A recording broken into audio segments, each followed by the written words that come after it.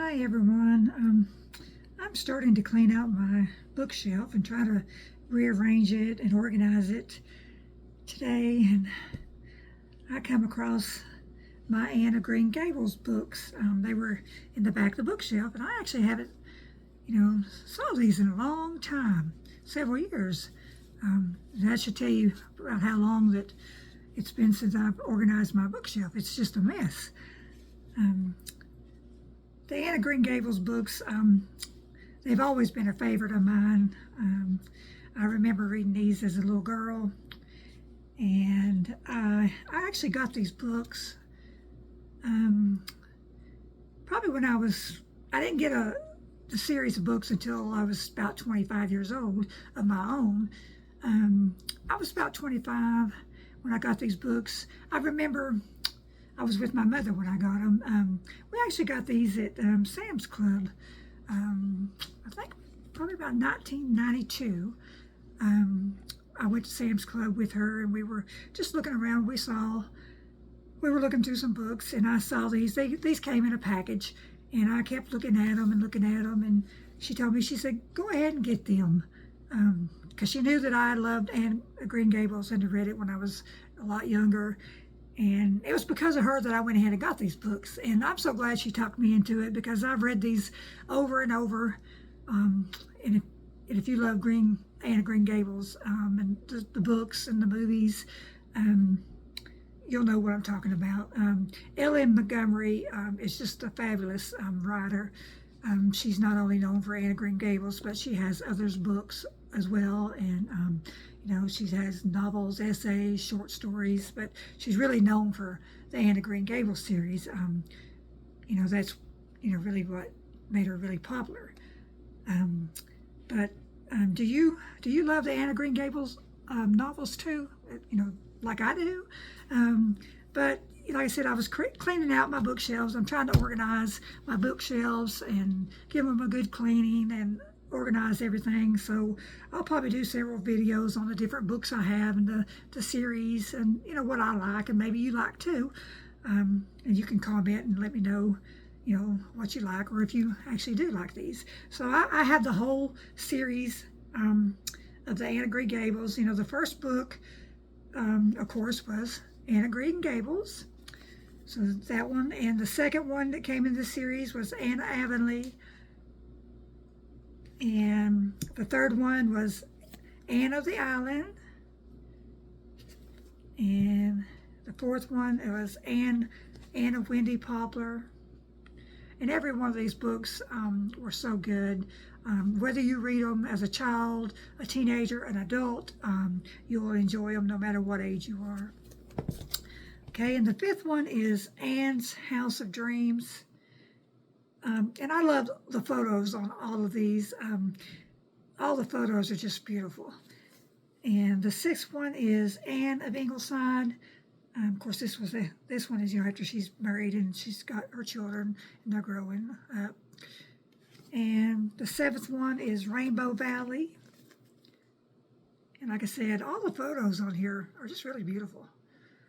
And the eighth one is Rilla of Ingleside, and this is her daughter Rilla after she's grown up and a young lady of her own. So that's the final one in the Anne of Green Gables series.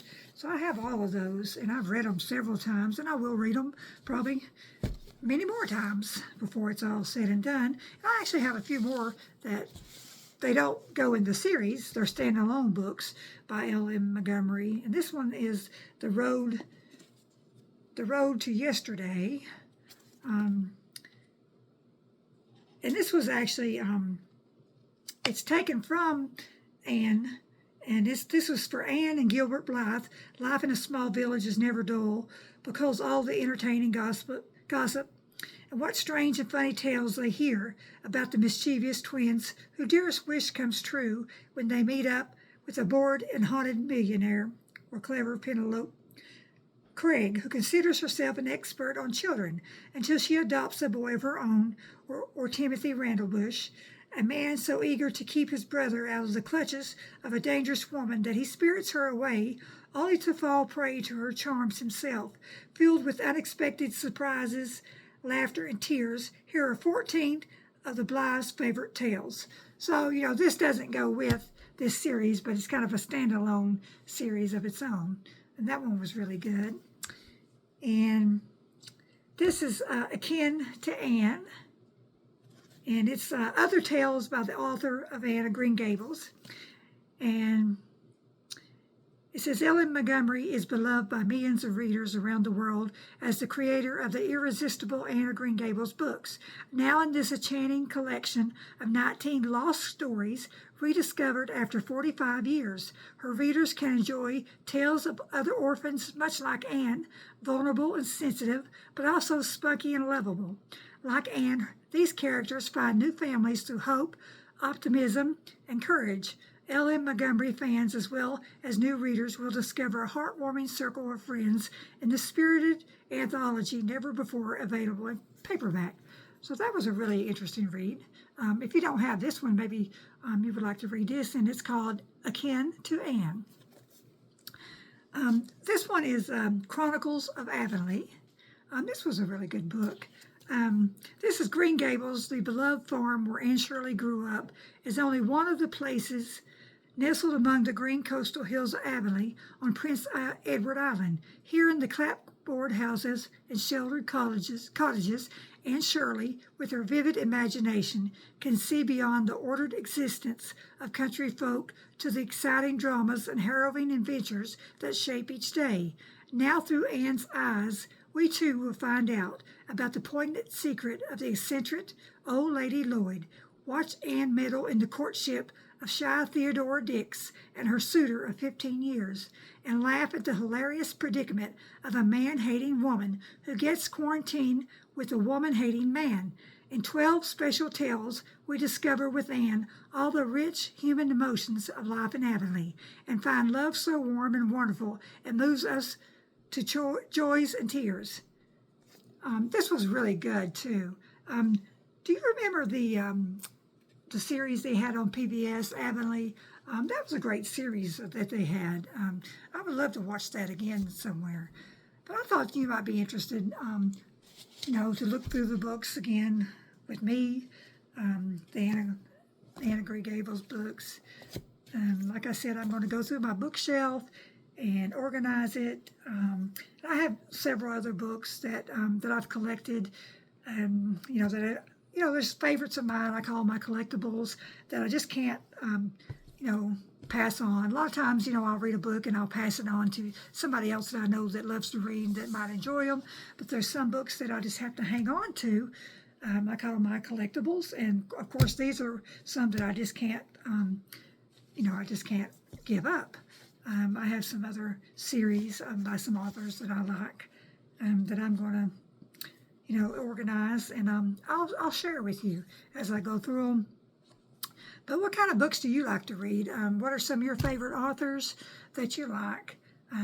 What kind of genres do you like to read? I'm kind of eclectic. I like to read just about anything I can get my hands on. I like, of course, I like these type of books. Prairie books are my favorites. Any kind of pioneer type books that's set back in the 1800s or the early 1900s. I love Amish books, based on the Amish lifestyle, or just, just books, about any type of Amish books like Jeanette. Well, not Jeanette Oak. She's the Prairie books. I'll be sharing some of her books with you. But, some of the Amish authors, we'll be talking about them later.